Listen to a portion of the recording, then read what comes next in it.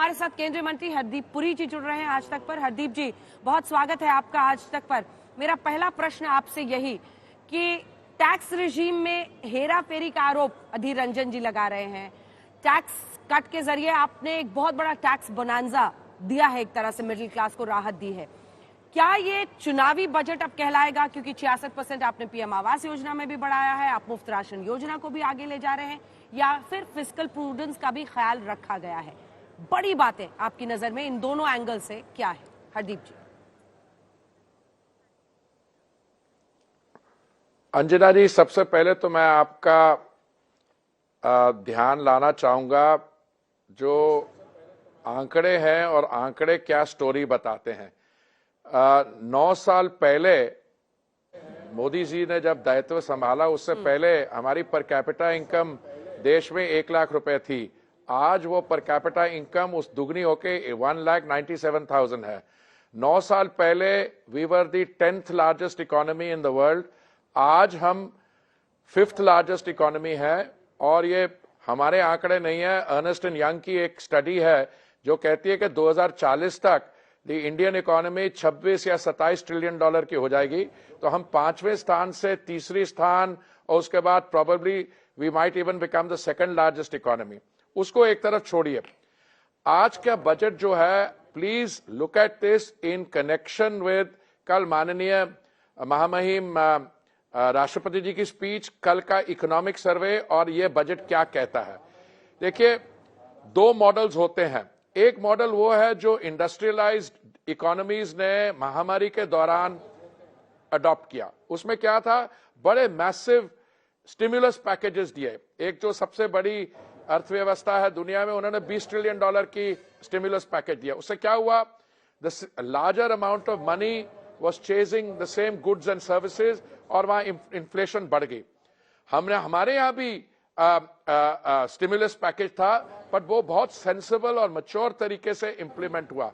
आज स्थिति ये है कि हम 2 साल की कठिनाइयों के बाद we are back to pre Covid levels of development, we are back to pre Covid levels of economic activity.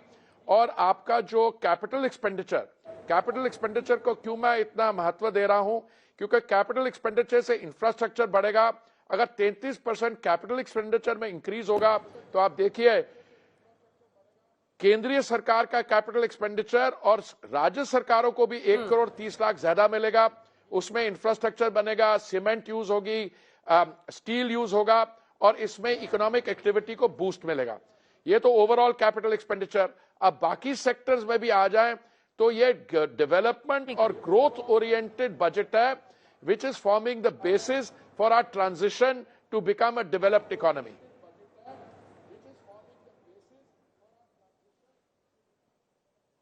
ठीक है सर, अब मैं टैक्स जो कट है उसको लेकर एक स्पेसिफिक सवाल आपसे पूछना चाहती हूँ। देखिए, old tax regime versus new tax regime.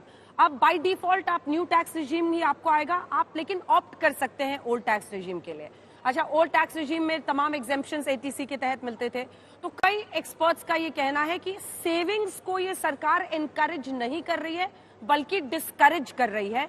उनको नए रिजीम की तरफ पुश करिए, जिसमें स्ट्रेट लाइन में आप जाइए, 7 लाख तक आपको कोई टैक्स नहीं है और उसमें एग्जेम्पशंस के प्रावधान नहीं है। एंटी सेविंग्स ये मैसेज जा रहा है जब आप नई स्कीम को, नई टैक्स स्कीम को प्रमोट करते हैं। क्या आप इससे इत्तेफाक रखते हैं, या फिर इस पर आपका क्या जवाब होगा, हरदीप जी?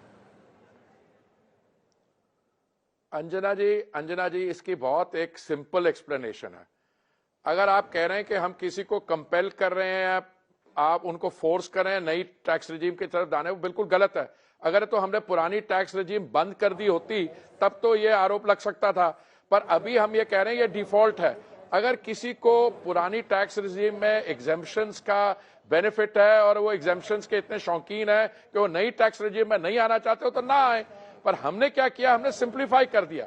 और मैं माननीय वित्त मंत्री जी को मैं बधाई देना चाहता हूं कि हम हर एक फ्रंट पे we are going through a simplification of slabs, through a rationalisation of this thing. और इसलिए अगर किसी को और कोई मुद्दा नहीं मिले तो बोले कि ये इसमें सेविंग का ये होगा, हम सेविंग इंकरेज नहीं करना चाहते। कौन कह रहा है हम नहीं करना चाहते? अब बाकी सारे इंस्ट्रूमेंट्स देख लीजिए।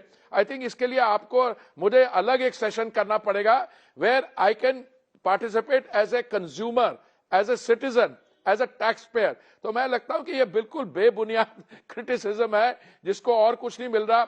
आप उनको कहिए, देखिए हम कहां हमने शुरुआत की थी, महामारी के दौरान क्या गड़बड़ हो सकती थी, हमने उसको नेविगेट किया। 2,20,00,000 वैक्सीन 220 करोड़ वैक्सीन डोजेस बनाए और मुफ्त डिस्ट्रीब्यूट करे। ये वही लोग हैं जो बात कर रहे हैं, मैं उनके राजनीतिक दल को डिग्निफाई नहीं करना चाहता, जो कह रहे थे कि आपको कोवैक्सीन को नहीं अनुमति देनी चाहिए थी, अभी क्लिनिकल ट्रायल्स हो रहे हैं। ये क्या चाह रहे थे कि महंगी वो फाइजर की वैक्सीन जो है उसको हम इंपोर्ट करें, उसके विवाद में लोग फंस गए हैं अभी।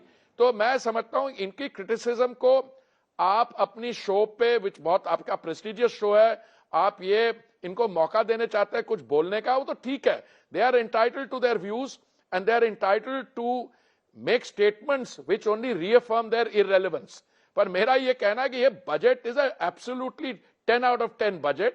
इस बजट से सिर्फ ग्रोथ नहीं आएगी, ओवरऑल बजटरी और इकोसिस्टम में जो कॉन्फिडेंस आ रहा है और जो आपकी जो प्रायोरिटीज है ग्रीन एनर्जी की, उसकी ट्रांजिशन की, 10 लाख करोड़ एक तरफ कैपिटल एक्सपेंडिचर का, साथ में 10,000 करोड़ आपने दिया ग्रीन एनर्जी के लिए, आपने ओएमसीज को कैपिटल एक्सपेंडिचर के लिए और ग्रीन ट्रांजिशन के लिए। ये बहुत पॉजिटिव, प्रोग्रेसिव और फार साइटेड है, और ये दिस इज द बिगिनिंग। इसको आप ले जाके, अगर हमको ले जाना है, by the time we become a developed country in 2047, उससे पहले हो जाएगा, और नेट जीरो पे। This are the kind of provisioning that you require.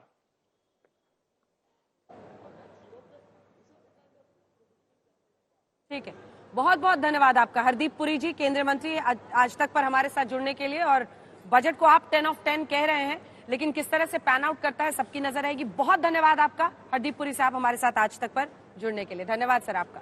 बहुत बहुत